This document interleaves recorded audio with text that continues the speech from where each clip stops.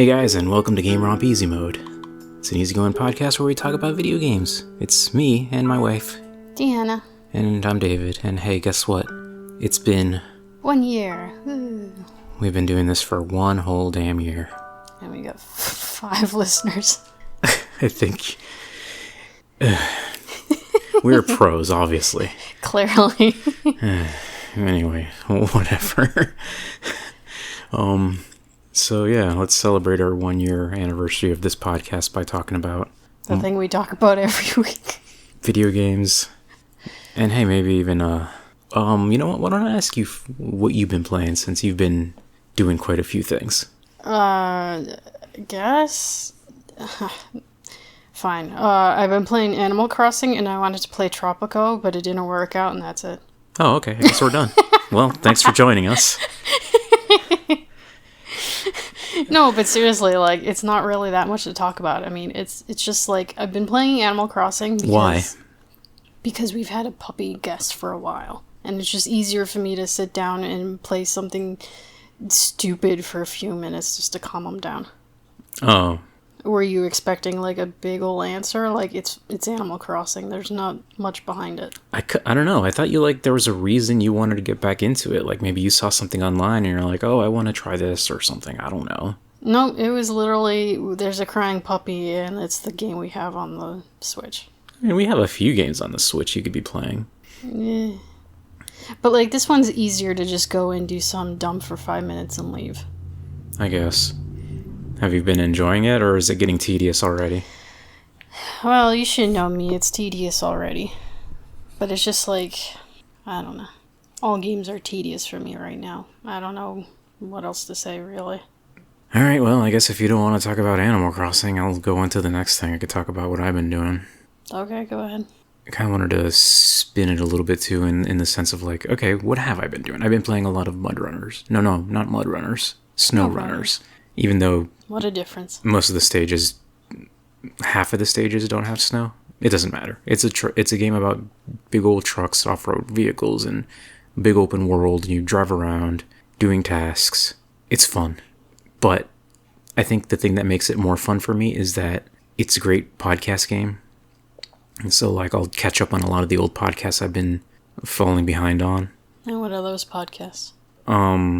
Like the Digital Foundry guys, they have a podcast. That's one of the go-to ones that I listen to when I, How does that work? Because I know them as, like, hey, look at these minute details of how things are run. Is it completely different for their podcast? No, it's basically the same and just talking about games and, like, you know, one of the recent ones was like, oh, the Switch 2 and, like, the specs of it and what we can expect and if we're excited about it. Another of the podcasts I've been catching up on was, Just King Things. Just what things? King. It's a Stephen King novel podcast. Okay, gotcha. So, mostly because, like, I haven't read many Stephen King books, honestly, but I thought it was only The Dark Tower, and that was literally it. Yeah, I think I've read the whole Dark Tower series, and I really liked it, and there are some other books I'm kind of curious about, but at the same time, I'm just not a big book reading person. Maybe, like, if I had an audiobook, then I could just play these games while listen to an audiobook. That would be great, too. I actually did that before with, what is that name of that zombie book? Was it World War Z? I don't know. It was some weird book about, like, oh, the zombies are in zombie apocalypse and people's, like, it was a bunch of short stories about, you know, people in different parts of the world and how they were dealing with it and everything that was happening. And it was okay. I think I listened to it because I got it for free on, like, some Amazon trial thing. Well, I forget the name of the audiobook service they have. But yeah, like, listening to podcasts and stuff while playing games like Snow Runners. Or I know when we used to play Euro Truck Simulator. That was kind of like, I don't know if that was, like, the first time I did, like, a podcast game. Because in Euro Truck Simulator, there was, you could listen to the radio, right? And we would listen to the BBC and it would be just news and stuff. Well, I would usually put on Trucker FM because it's like, it was almost vaguely, I mean, it's like the simulator thing, and it's unfortunately also got the ads for real trucking companies for some reason. I never understood it, but whatever. Because it's real radio, right? I mean, I guess, but, like, it's for a trucking sim, so I don't know. It's weird.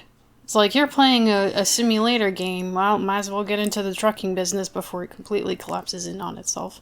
I don't know. I think it makes sense, especially if this was like on the American Truck Simulator, right? Because they're looking to make money. So they're making these real radio stations and people are listening to it. Yeah, I'm not surprised. No, I understand they gotta make money. It's just like, you're playing a game of trucking, so I guess that means you want to truck for real or something, which apparently some people have done, so yeah. Fine. But it's just, I don't know, it's weird. Also, they have ads for, like, trucking simulator clubs. Like, where the fuck are they getting the money to advertise this? Some people have real jobs with real disposable income, Deanna. I don't think that exists anymore. Yeah, this is a thing I did with Euro Truck Simulator because they had the BBC. And the BBC didn't really have commercials, so we were just listening to like a bunch of random stories of stuff that was happening. It was kind of like listening to NPR. True. I remember when I used to, back when we lived in Florida, I had to drive. I was like the sole driver for like 5 people. You poor bastard. So I would just listen to NPR and just, I don't know. I always prefer just listening to people talk and news stories. And sometimes there would be really interesting stories out there, like This American Life. This American Life is great. But this was also like more than a decade ago, so... Yeah, and that was real life. But hell, I was driving around in real life listening to NPR, and then later on was playing Euro Truck Simulator listening to BBC. There's just something... I don't know, there's just something about it. And especially because it's a video game, like, driving isn't stressful in a game, because it doesn't matter if you crash. Yeah. Whereas when you're driving in real life, it's like, every moment, like... You zone out for like 2 seconds and congratulations, you could be dead or thousands of dollars in debt. So it's like, it's way more stressful. And a video game is like, oh, I crashed off this cliff, whatever, just reset. So yeah, I think the Euro Truck Simulator was like the first time I kind of felt that, I don't know what you would call it, like just the draw of playing games while listening to other stuff. I know a lot of people will play certain, like, other games, like RPGs and other sorts of games while listening to podcasts, but, like, for me, it only really works on games where you don't have to read a lot, there's no story. Yeah, like, you can do, like, multiple sensory things at once, and it doesn't matter. I'm trying to think if I played, like, any adventure games. Like, Minecraft, I think, was another game that I could kind of play with podcasts. Yeah, because there's nothing to read. There's nothing to really pay too much attention to. Yeah, it's only like when you're trying to do like a bunch of complicated crafting stuff and looking at recipes, and it's like, oh, I completely didn't pay attention to the last 5 minutes of the podcast. Whereas with a game like SnowRunners, it doesn't really happen too much.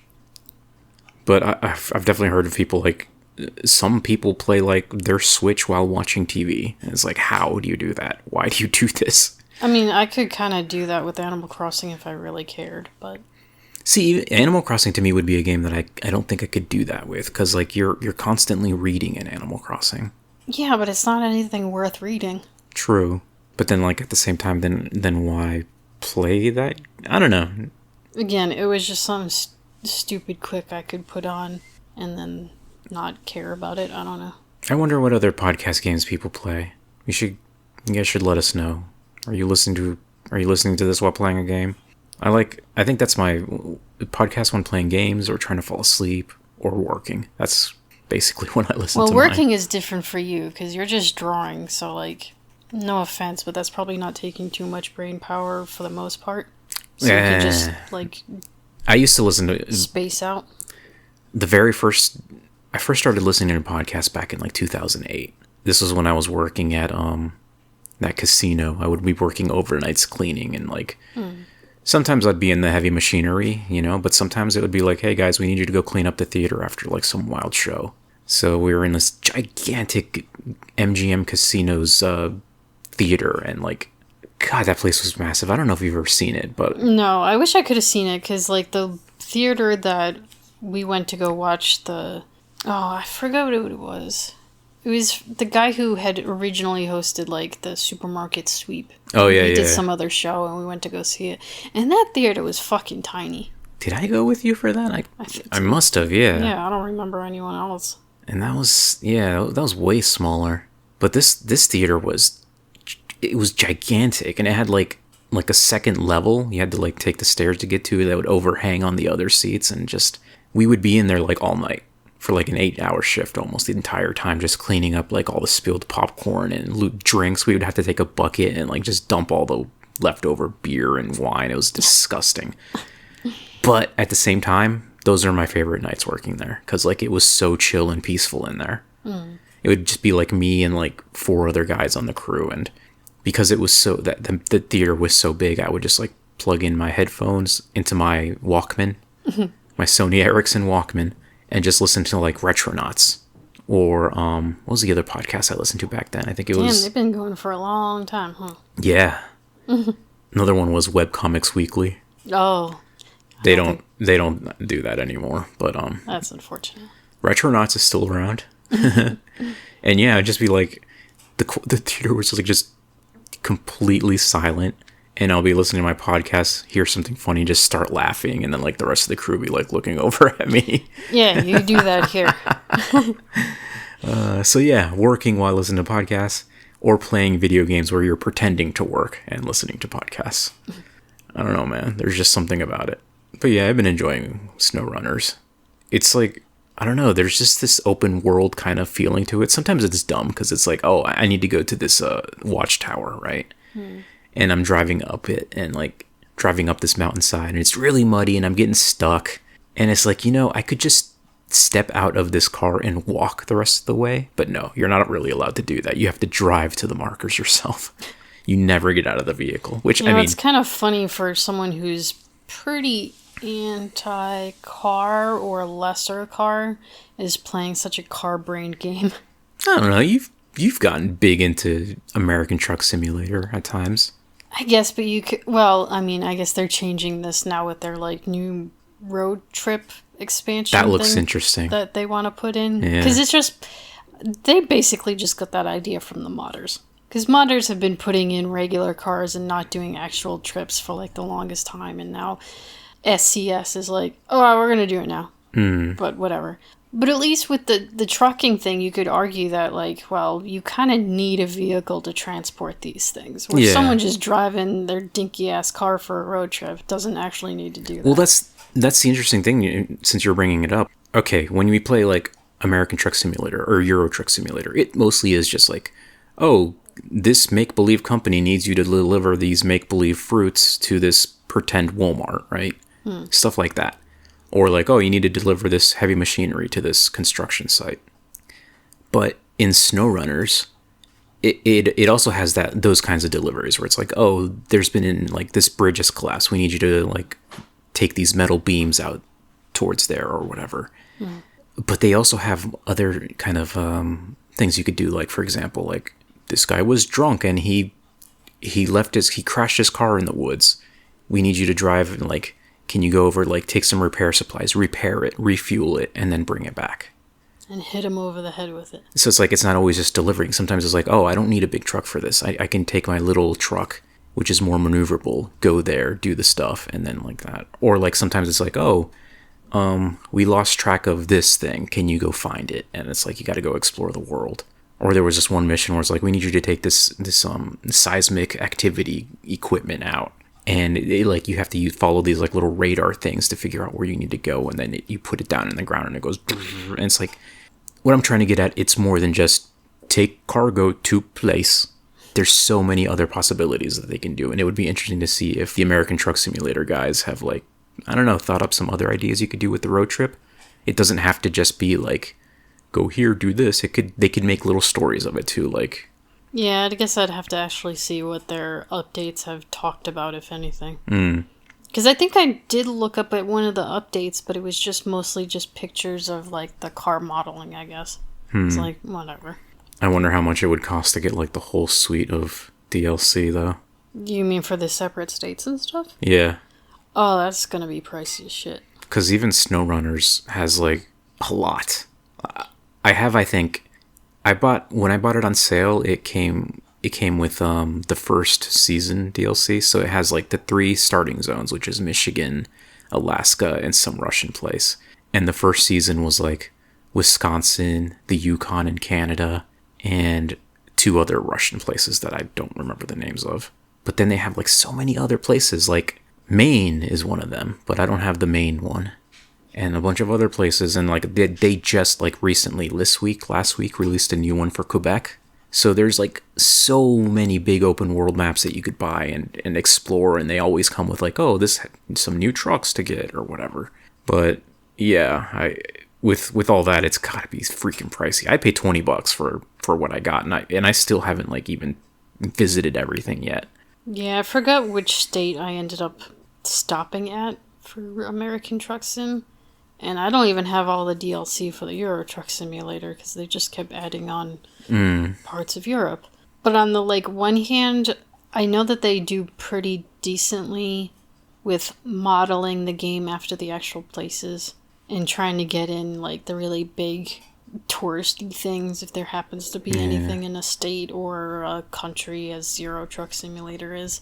So I kind of understand like the price of each additional DLC and all this stuff, and like if you get the DLC for things like states are going to be more expensive obviously because while they're not a one-to-one, obviously they're still pretty detailed, and especially since they started out west, these states are just fucking huge. But if you get a DLC that's like, oh, we added extremely heavy cargo or whatever, that's going to be technically cheaper than like a whole state package.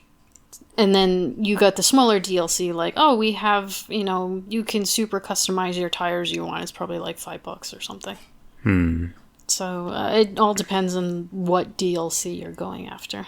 Yeah, I don't know how it compares to like SnowRunners in the sense of like, sure, you start in Michigan, but like, is it a real place? I don't think it's a real place. Maybe it is. I have no idea. It's so rural too. Yeah, like you're out in the woods almost all of the time.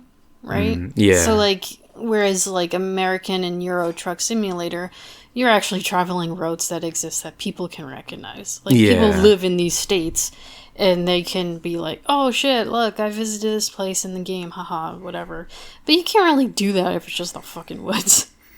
I don't know. I mean, I guess if you're out in the woods and stuff, just rural, you have more creative freedom to just be like, yeah, because there's just a bunch of trees and rocks and stuff, like, yeah, unless they're putting in a specific building that is actually out there somewhere in the woods of Wisconsin or something. Yeah, I have to look into more detail in that, especially for Maine. I want to get the Maine one someday just because like that's the only New England thing they have right now. But yeah, that's definitely a different thing because like, okay, for American Truck Simulator, they still haven't reached like Florida or New England.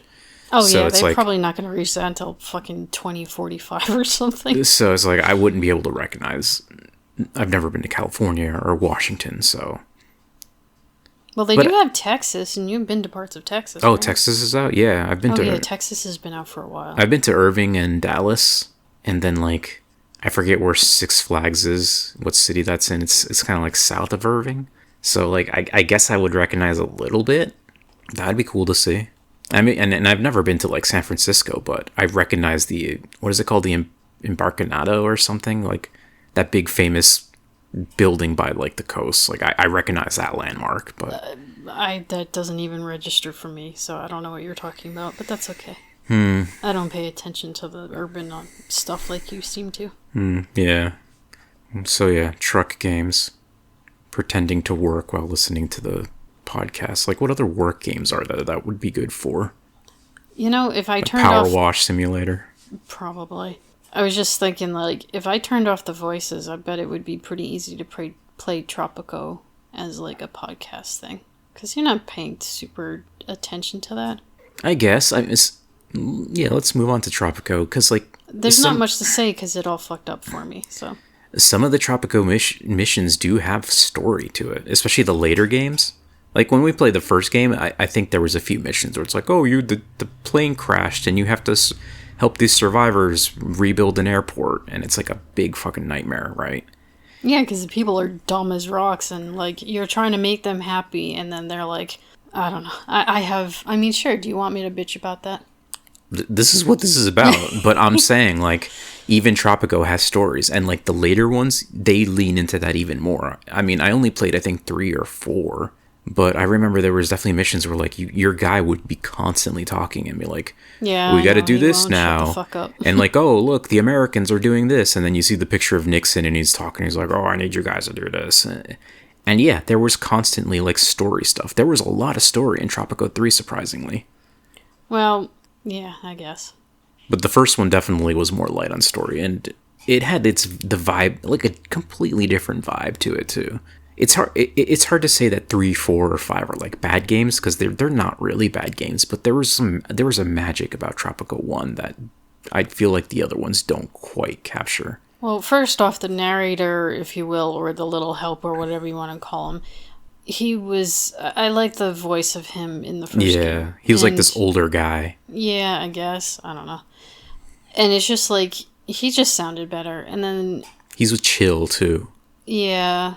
I mean, I wouldn't say the narrator guy in 3 or 4 is not necessarily... isn't chill, but... He sounded more goofy to me. Yeah, it's more... Everything, even when you come to, like, storyline in that game, it's all just caricatures. Yeah, it's a cartoon. Like, I'm not expecting it to be super serious, but it's almost too much into goofy, and it's like... Yeah. That's the thing that rubbed me the wrong way, too, because, like, I've said it a bunch about other games. Like, I like when games can, they're not taking themselves too seriously. But then, like, Tropico kind of goes overboard, and it's... Yeah, it's just making fun of, like, all these tropical islands, which I guess technically was made by, like, what, Germans or something? No, they don't have humor. And who was it made by? Do you remember? Calypso, but I don't know where they're from. Somewhere in Europe. So, like, I guess I can't really fault them for not knowing anything about, like, South American culture or just not making fun of it completely. I mean, yeah, it was just a character, especially the first game, like, just... It's like, haha, it's a South American country, they're all corrupt. I think the first game was kind of like a caricature of it, and then they're like, well, the first one worked, everyone liked it, they didn't like our second game about pirates, so let's lean back into the caricature, and we're just going to make it even goofier. But I think the thing about leaning too goofy, it kind of loses that, like, relaxing, chill, tropical vibe, where it's like, oh, this is just kind of like a vacation almost, even though, terrible shit can happen on the islands. The third game, it was more like, look at these cartoon idiots, all these politicians are so fucking dumb, fighting over all this stuff, and like, Nixon needs his fancy tropical vacation island, so that's what we're gonna build, and like, he needs space lasers, so we're gonna do that too, and it's like, okay, sure. But the first one was more just like, maybe it's because I didn't really do the missions in the first one, I mostly did just like the open scenario. Yeah, because the missions are whatever. Yeah.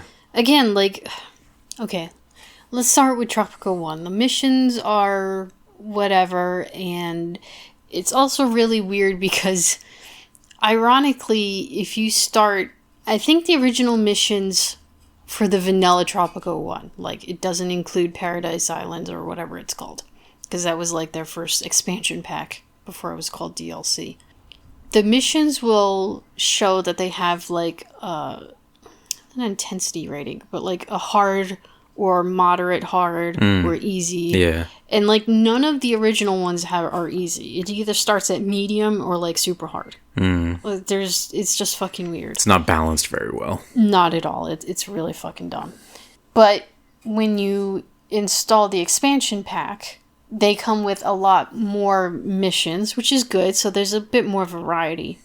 But the first mission is supposed to be easy. And I think that's the one, like, oh, your people have... You all crashed on this island, and you have to build an airport within 20 years, right? Yeah. I've played this at least twice, and I cannot get past this supposedly easy scenario. It is so fucking stupid, because... You're like, okay, we have 20 years and we have to build an airport, right? Yeah.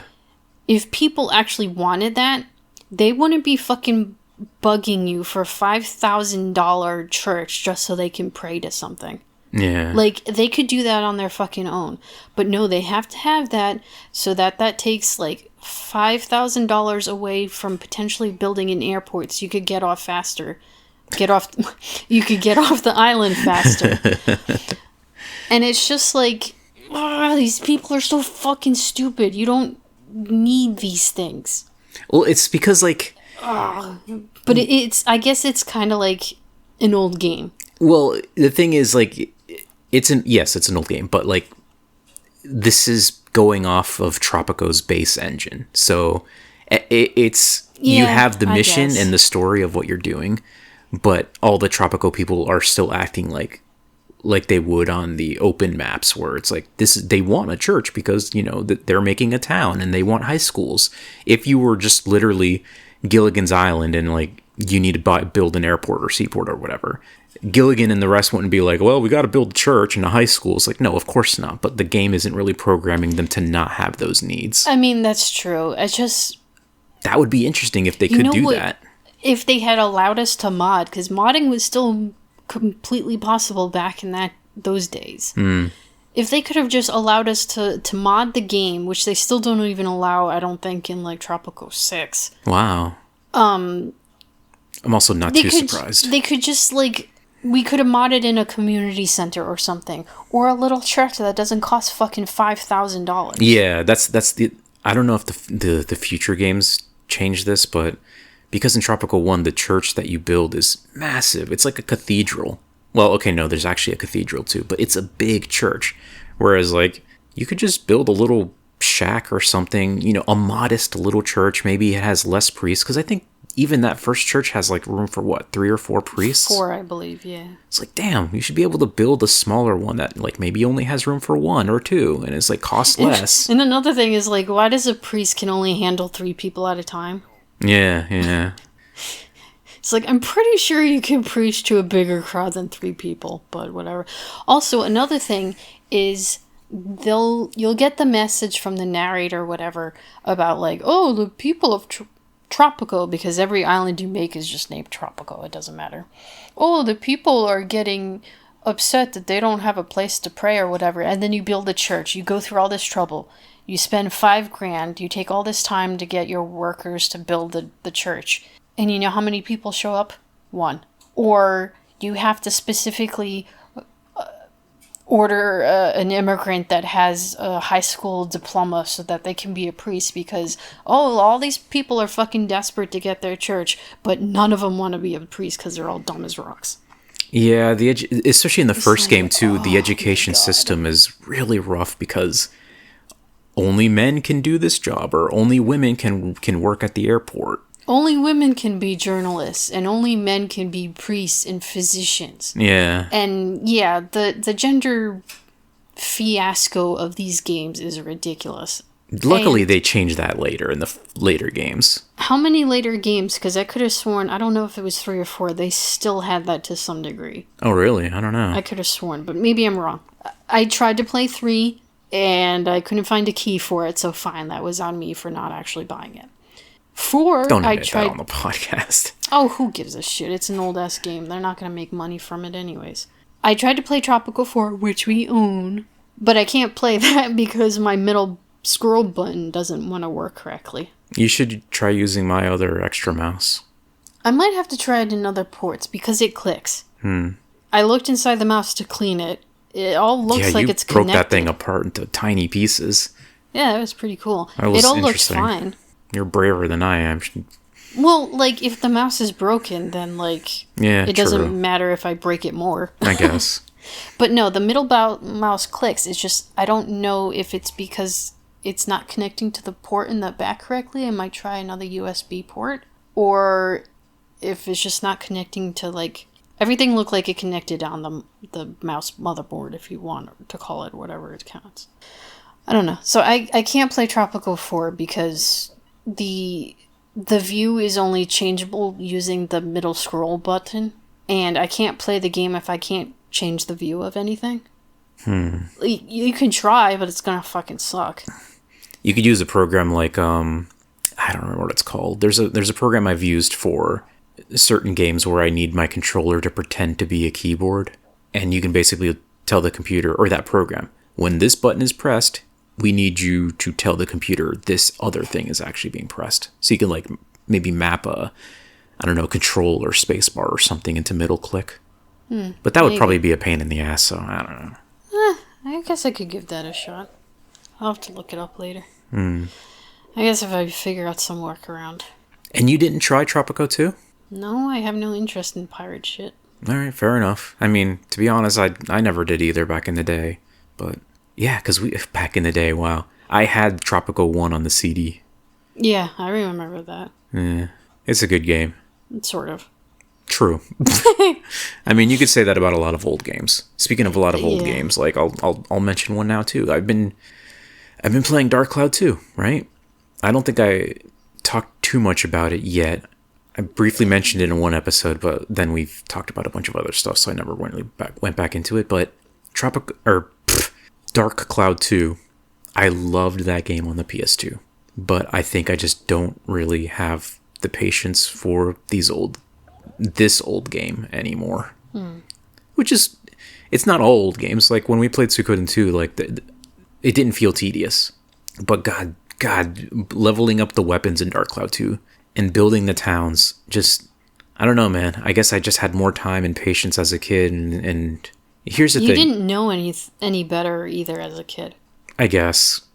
And it's like, it's not like the worst thing in the world. I think I showed you at one point, you were watching me. I had to build I forget what I had to build. Maybe like a new house, and like, oh, it was the torches. Yeah, the pot torches.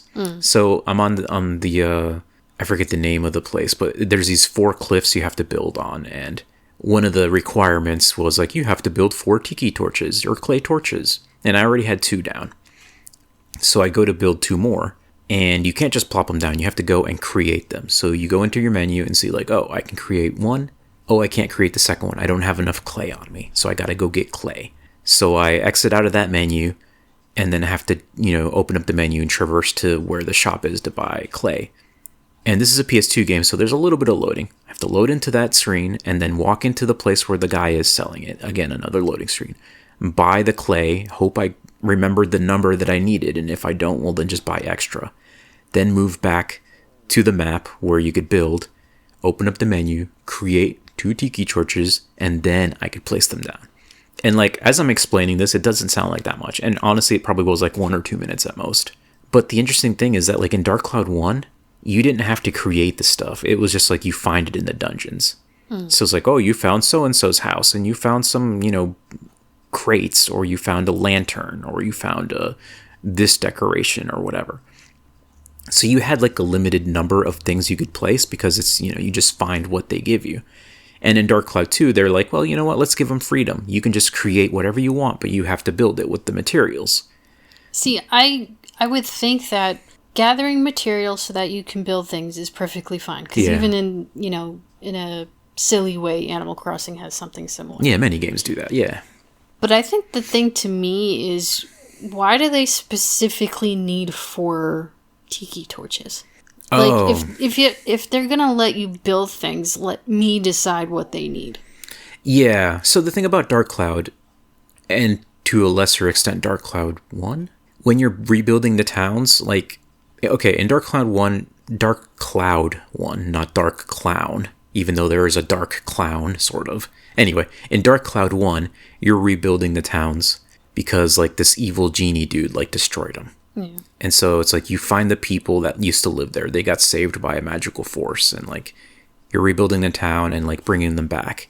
And some of the people are like, oh, I want my town, or I want my house to be near the waterfall because I love the sound of the water, or I need my house to be near the shop because I love to go shopping. But you get all that stuff in the dungeons. You don't have to worry about like I got to get like 70 wood and 20 metal to build this thing.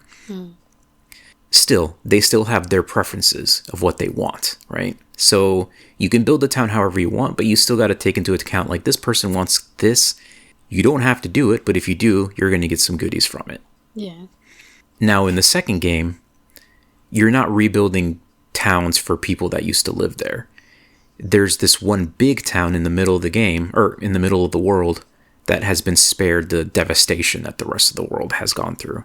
And what you're doing basically is telling the people in that town, hey, want to emigrate to this town I'm building? I'm going to build you a little house, and you leave this cool city and come live in the shitty shack I built you. So some of the people, like, you have to recruit the townspeople, and some of them are easy. Like the lady who's running the bakery, she's like, okay, fine, I'll come join you, but I need you to do me a favor and, deliver this bread to this client. And you deliver the bread and have to do this like little mini game, or not mini game, but mini quest system. It's like a fetch quest. And there's like another guy's like a painter, and he's like, well, I'll come out, sure, but can you get me this gold paint? I need this magical gold paint. And you get the magical gold paint from like a different place and bring it to him. And he's like, okay, great, I'll come with you, and so will my wife. So part of the game is like recruiting these people. You put them on a train, and then you go out and you building towns out in the middle of nowhere for them to live in. Sometimes it's like a matter of like, okay, sure, I'll just live there, no questions asked. Sometimes some of the people will be like, actually, I need 4 specific tiki torches. Well, and if you don't get that, I ain't doing this. One of the guys was like, I need a fence around my house. So it's like, oh god, I gotta build this guy a fence. So I have to make sure I have enough metal. I didn't have enough metal. I had to go buy more metal. And like, again, the place where you buy the stuff, I wish it was just on that map. Like the little dude could just follow you, because that's what you need that shit for. But you have to go through a bunch of loading screens every time. It's like, oh, I needed to buy a bunch of fences or build a bunch of fences. I got to go through 3 loading screens. Okay, I got the 3 fences. Oh, now I need to do the tiki torches. Oh, I don't have clay. I got to go to the loading screens again. It's just kind of it's tedious. But the reason there's like, even though you're not rebuilding the towns as they once were, and like their requirements for what they want to live in is a little more flexible, Dark Cloud 2 has time travel. Yeah, I know, and that's what ruins it. It's like, oh, you need these 4 tiki torches, otherwise it won't grow up into this specific thing. Yeah, that's kind of it. Like, oh, it's so fucking stupid. If you built these certain things in the past, then the future will have this stuff that happens. And like, sometimes it makes sense. Like, you got this weapon shop, this swords lady who lives in the first town, and if she lives there in the future, there's going to be this really cool weapon shop. It's like, okay, fine. But sometimes it is like, oh, does this guy have like a star-shaped lantern on his house? Then in the future, there's going to be this really cool star lantern. It's like, oh, okay, whatever. But because you're like juggling that and what the needs of the people are, it's kind of more like a puzzle than just like SimCity. It's not like be creative and build how you want. It's more like, what do I need to tick off this list to get the stuff in the future to be correct? So it's not really as satisfying as the town building in the first game. The combat in the second game is way better, though. So there's that. Like, it's fun to, especially the robot. I really like customizing Steve, the robot that you get. Like, the last time I played, I had him in, like, this cool-looking, like, samurai stuff on him. And he's got, like, 2 dual katanas. Or when I need him to be, like, ranged, I got at least 2 miniguns on his side. And it's really good. I really love Steve in that game. Even though Steve in the first game is also good in his own way.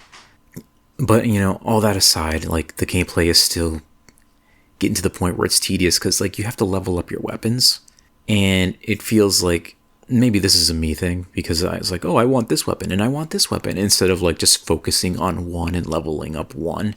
But I've gotten to the point where I'm just like, oh god, my weapons are falling behind on level, things are taking forever to kill. I finished the town in the previous section, and the tree god from the future gave me this really good sword, and now it's like, this sword is really good. When I use it, these enemies take like 2 to 3 hits to kill. But then like I'm not leveling up my other swords that I needed to level up. And it's just like, I don't know. So you have to level up each individual item? Yeah. That sucks. It's... Like, I can understand leveling up a sword different than an axe, because it's going to use different techniques. But you shouldn't need to level up each individual sword. They're all just fucking swords. Well, that's the thing. In the Dark Clouds games, your character doesn't level up. The weapons do. So, I know, and it's dumb. So it's like you're infusing XP into the weapon, and then once it has enough, you can infuse elemental stuff into it. But it's kind of balanced in a way where it just takes a lot, and I don't know. As a kid, I probably played through these levels so many times and grinded in it, and it was fine. But like now, it's just like, you know, I kind of also want to play SnowRunners, and I don't have to really grind in that. So, although sometimes I hear you get maybe a little annoyed, just like when you're playing SnowRunners and the I don't know, you're going across this one trail or something, and the tire slips, and you like the whole fucking truck just like rolls over for some reason. Some of the trucks are more tippy than others, yeah. And that's kind of the fun of it too, and like finding out which trucks are good for what jobs, and does this truck have enough power? Does its engine have enough power to haul this big thing? or to get itself unstuck from like a muddy river.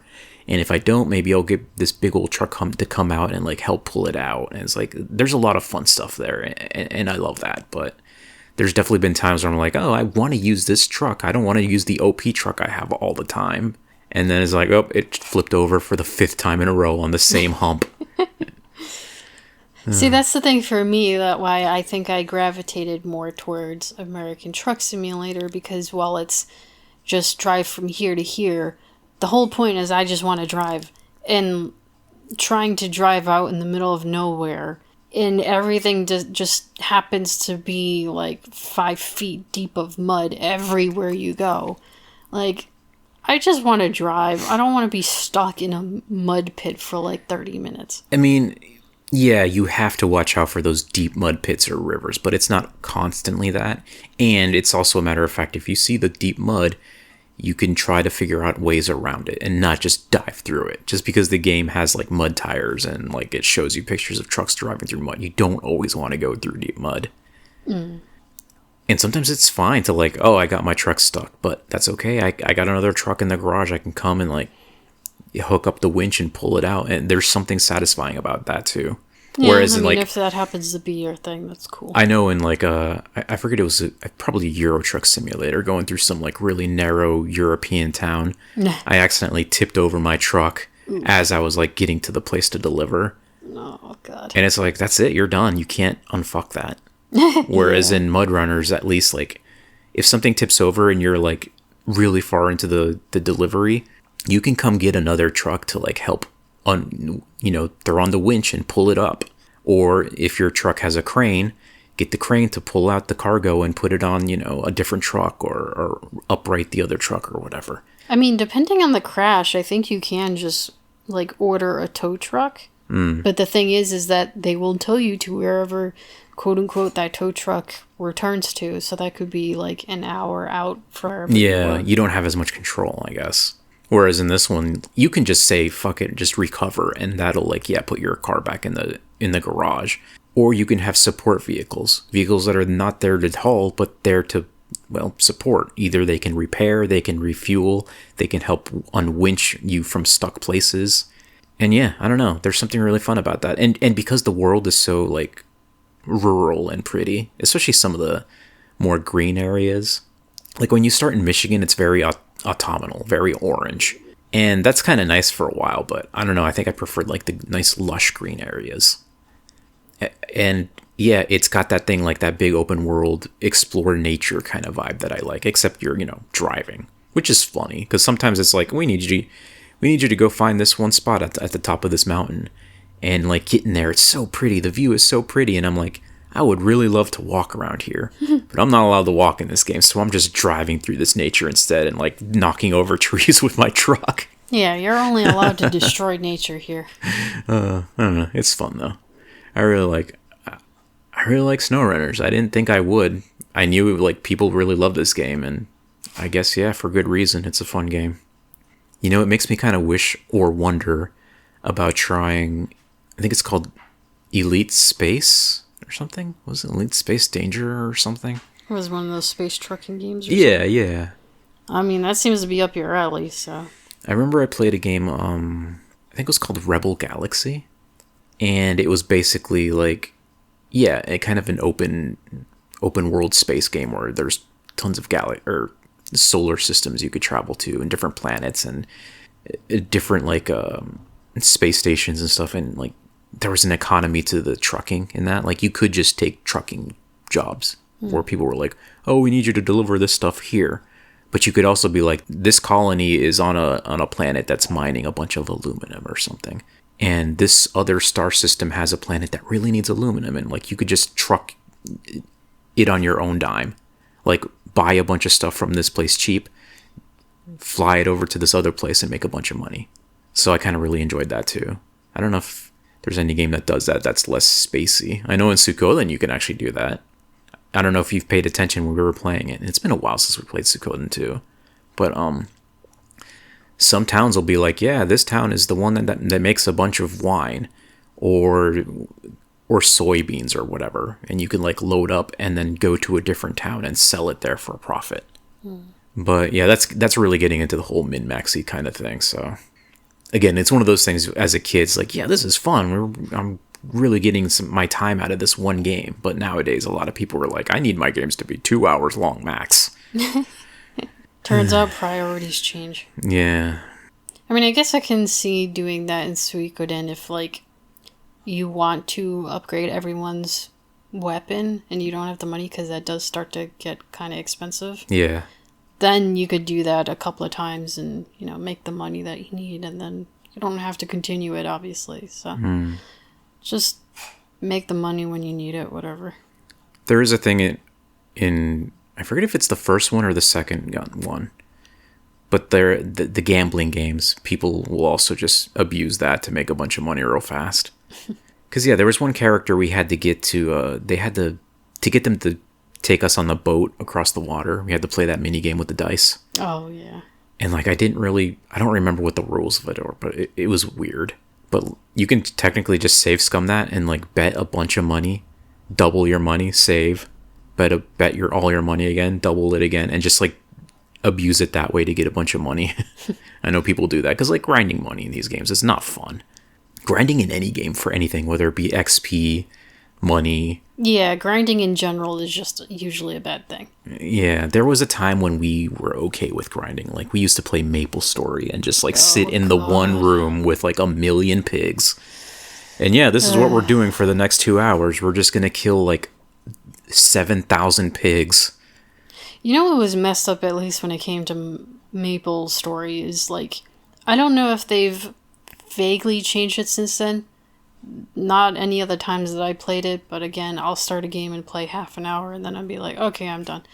But, like, I never finished getting... in MapleStory, you would level up and you would obviously gain some money and stuff, and you could only buy, like, specific clothing for your level and your job type. Yeah. I swear to God, I would never ever complete a set of armor in that game, because by the time you had the money saved up, you were like 10 levels past that thing, so you would just try and save up for the next level. I don't know if there was ever any point where you could actually get the whole set of armor.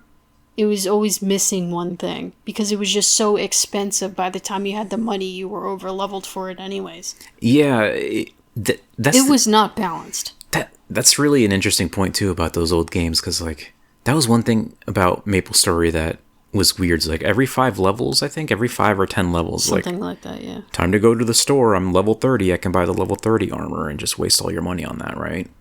But then, like, a game like WoW came along and it, like, completely changed things. Where it's like, no longer are you in one room killing 7 million pigs for 5 hours.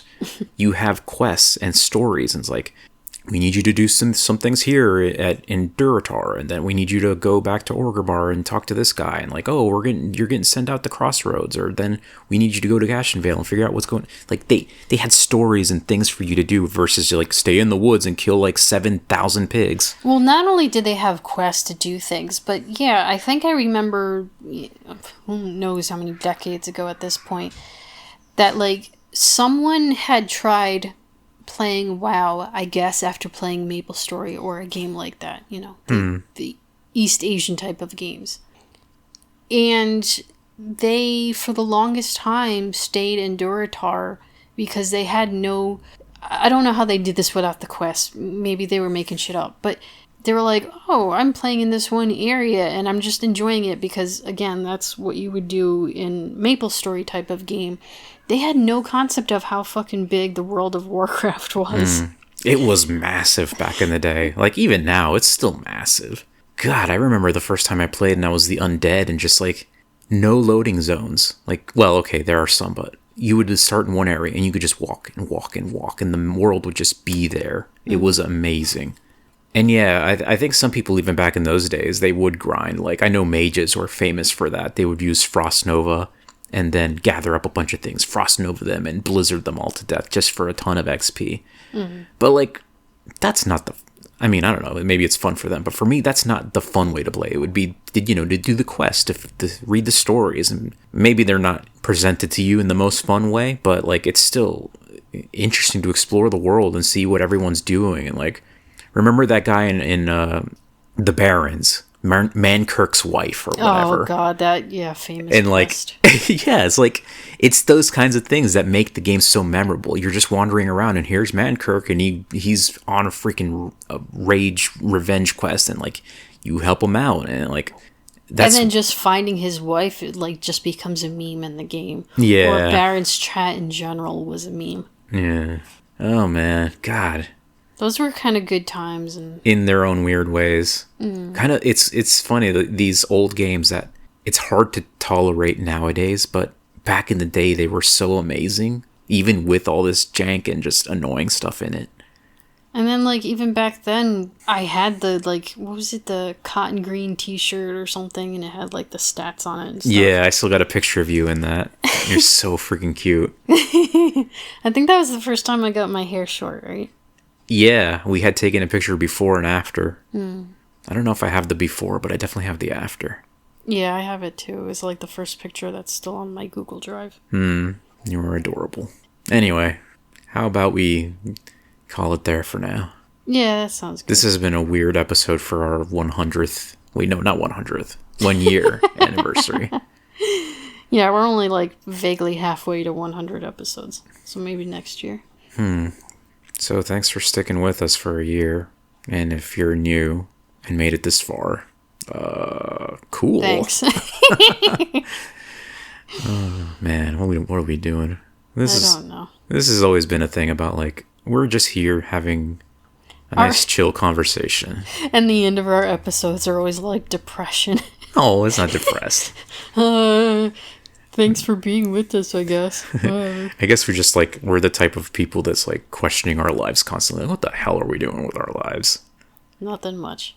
And that's what's great about this podcast and podcasts like this, where it's just like it's a show about nothing, except it's about games.